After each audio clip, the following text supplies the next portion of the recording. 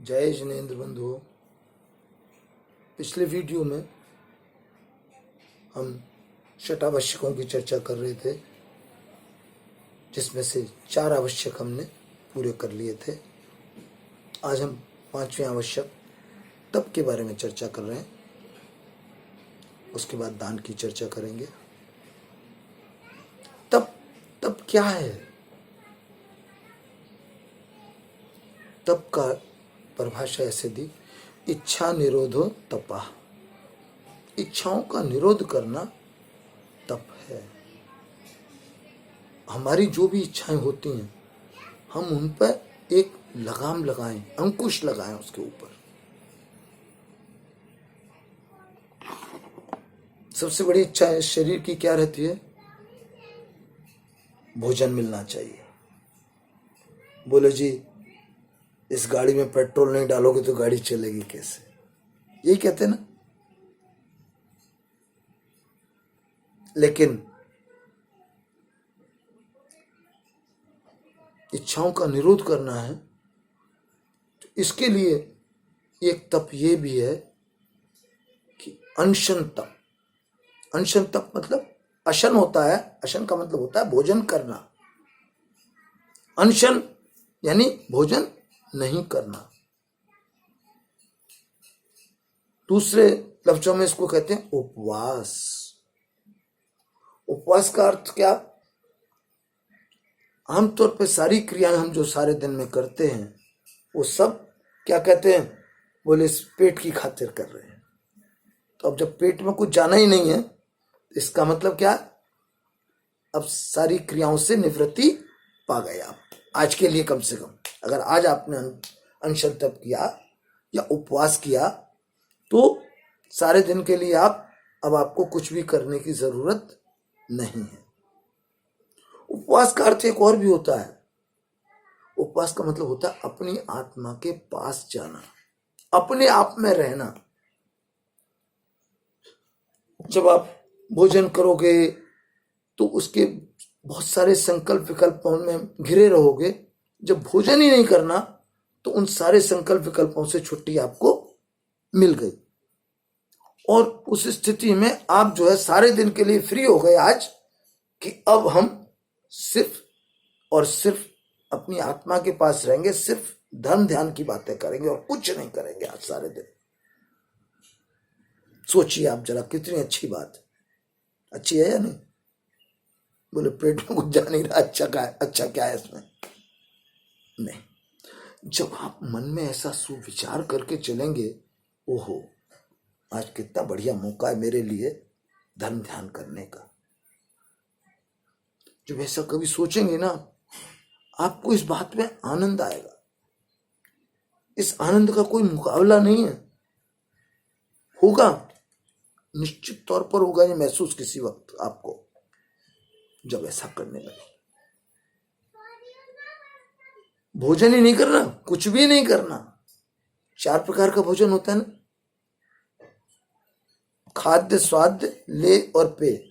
चारों प्रकार के आहार का पूर्णतया त्याग, पूरे दिन भर के लिए। जैसे आज सुबह से लेके कल, बल्कि पिछली रात को छोड़ दिया था हमने, रात्रि भोजन तो करना नहीं, तो कल शाम को छोड़ा था, और आज कल शाम से लेके और कल सुबह तक के लिए पूरा त्याग, मतलब लगभग 36 घंटे करीब हो गए। इतने समय के लिए पूरा त्याग कर देना, और उसके बाद ये सारा समय हमारे डिस्पोजल पे है कि हम इसको धर्म ध्यान में बिताएं। ये होता है अनशन। दूसरा है ऊनोदर तप। तप 12 प्रकार का है, हम एक एक करके चलते जा रहे हैं। अनशन तप हो गया। ऊनोदर तप, ऊनोदर होता है, इसको अमोदर्य भी बोलते हैं। अमोदर्य, अवमोदर्य। ऊनोदर का मतलब होता है भूख से कम खाना। मान लीजिए हम रोजाना 4 चपाती खाते हैं, एक समय में 4 चपाती सुबह खाते हैं, 4 शाम को। आज ऐसा है, हम 4 की जगह 3 खाएंगे। ये भी उनोदर है। उनोदर में भी 3 कैटेगरी हैं, उत्तम, मध्यम और जघन्य। एक बार आचार्य विद्यासागर जी महाराज के संग में मैं आहार देने का सुअवसर प्राप्त हुआ मुझे, तो महाराज को पड़गा कर हम चौके तक ले आए। पूजा करके आहार के लिए महाराज श्री खड़े हो गए, और जैसे ही हमने आहार देने के लिए अपना सब वो बढ़ाया, जग पानी का पहले सबसे पहले पानी की तरफ इशारा किया, हम पानी देने लगे उनको, तो उन्होंने क्या किया, इशारा किया, सबसे हाथ लगवा लिया। जितने भी लोग थे चौके में सबने हाथ लगाया उसमें, और उन्होंने अंजलि कर दी।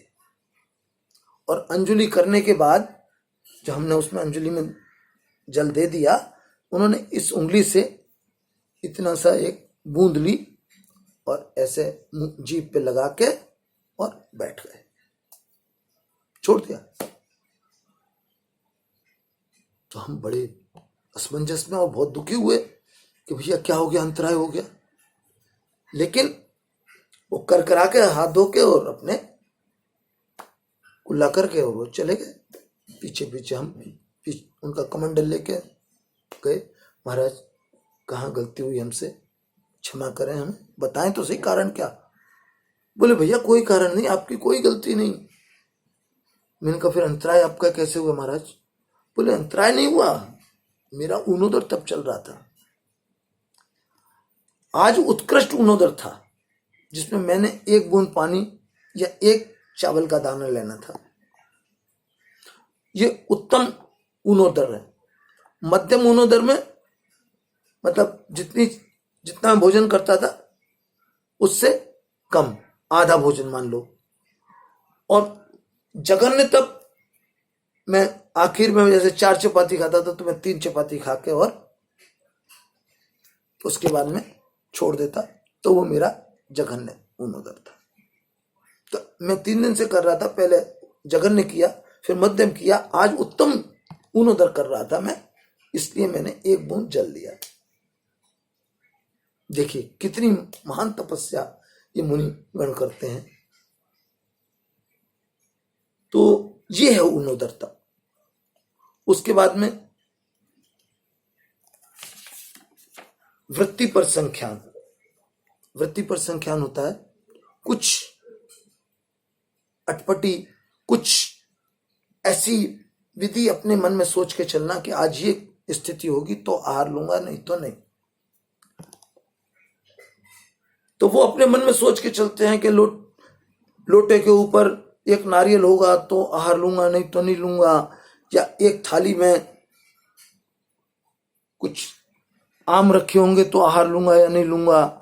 इस तरीके से कुछ भी सोचकर चलते हैं, और वो विधि मिल जाती है तो आहार लेते हैं, वरना नहीं लेते। और वो बताते नहीं किसी को, और उस दिन आहार नहीं मिला तो अगले दिन भी वही रहेगी, उससे अगले दिन भी वही रहेगी, उससे अगले दिन भी वही रहेगी। आप सोचिए, कई बार ऐसी स्थिति आती है कि मुनि को इस विधि के न मिलने के कारण कई दिन तक, एक बार एक मुनि महाराज को 15 दिन तक ऐसी स्थिति बनी रही। लेकिन होता है, उनके पुण्य के उदय से फिर वापस वो चीज विधि मिलती है और उनका आहार होता है इस तरीके से। तो ये वृत्ति पर संख्यान है। एक होता है रस परित्याग। 6 रस होते हैं, नमक, मीठा, घी, तेल, दूध, दही। इनमें से किसी एक का या 2 का या सबका, क्या जैसे अपनी सुविधा के अनुसार अपनी परिस्थिति के हिसाब से त्याग करते हैं। इसको कहते हैं रस परित्याग। एक होता है काय क्लेश तप। एक स्थिति में बैठकर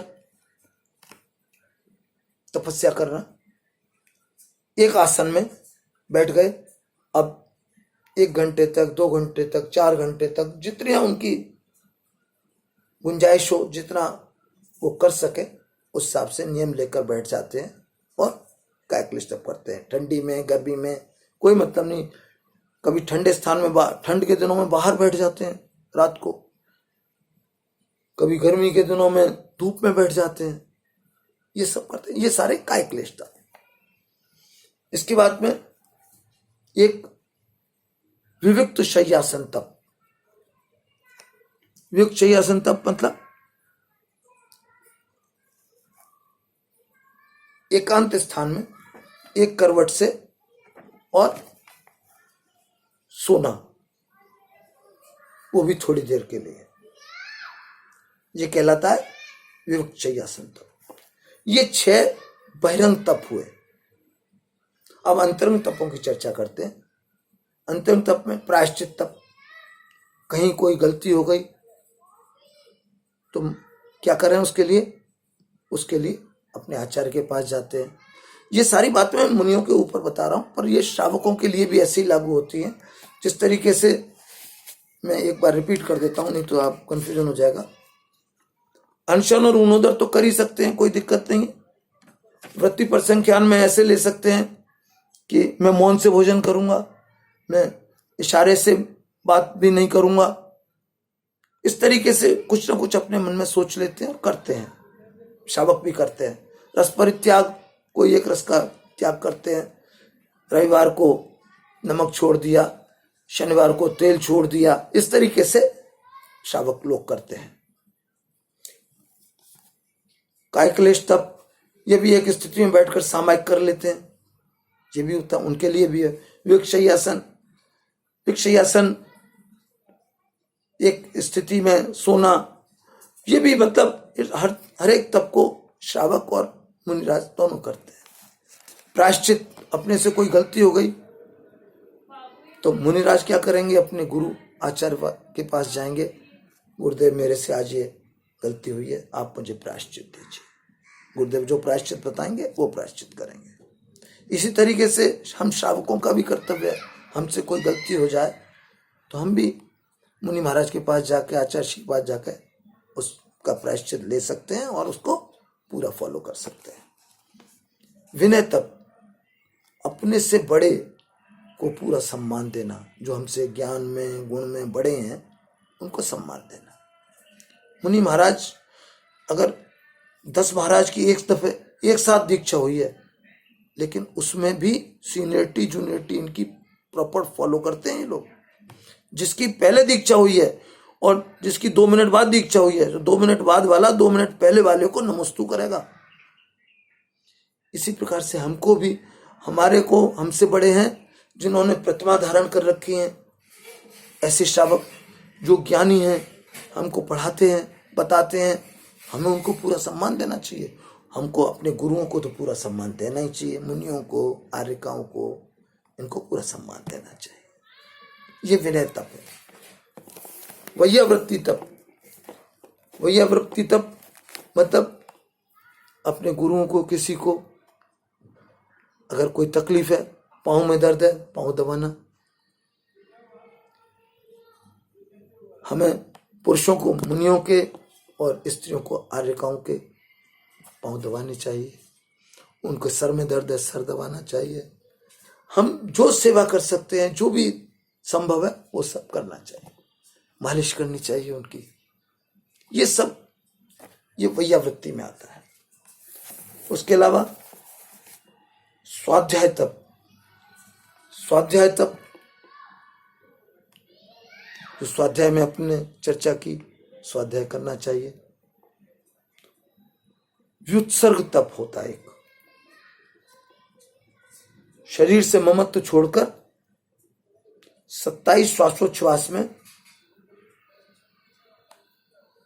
9 बार नमोकार में पढ़े और बड़ी श्रद्धा पूर्वक इसको पूर्ण करें। ये कायोत्सर्ग या व्युत्सर्ग कहलाता है।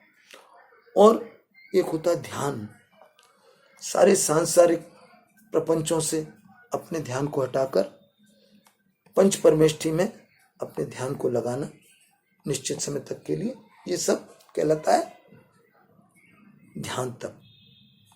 पंच परमेष्ठी के गुणों का ध्यान करना, उनका चिंतन करना, ये हमारा हो गया 6 अंतरंग तप। 6 बहिरंग और 6 अंतरंग, इस प्रकार से 12 तप के भेद है। उसके पश्चात है दान। छठा आवश्यक जो है वो दान। दान भी नित्य प्रति होना ही चाहिए, रोज का रोज, कल का आज नहीं, आज का परसों नहीं, नहीं, रोज का। दान 4 प्रकार का बताया है। आहार दान, जैसे मुनियों को, आर्यकों को और व्रतियों को, त्यागियों को। औषधि दान, औषधि देना, सामान्य व्यक्तियों को भी औषधि दे सकते हैं, गुरुओं को तो नहीं दे। अभय दान, जीवों की रक्षा करना, और उसके अलावा अभय दान मुनियों की, उसमें उनके ठहरने की व्यवस्था करना, ये अभय दान में आता है। और ज्ञान दान, ज्ञान दान जैसे शास्त्रों का भेंट करना मुनियों को, और बाकी सामान्य श्रावकों को भी आप जैसे स्वाध्याय करके कुछ सुनाएं, पढ़ाएं उनको, ये सब भी ज्ञान दान में आता है। बच्चों को पढ़ाएं। धर्म, लौकिक बात नहीं, लौकिक वाली बात वो ज्ञान दान में नहीं आएगा। ज्ञान दान का मतलब धार्मिक ज्ञान। तो ये चारों प्रकार का ध्यान। और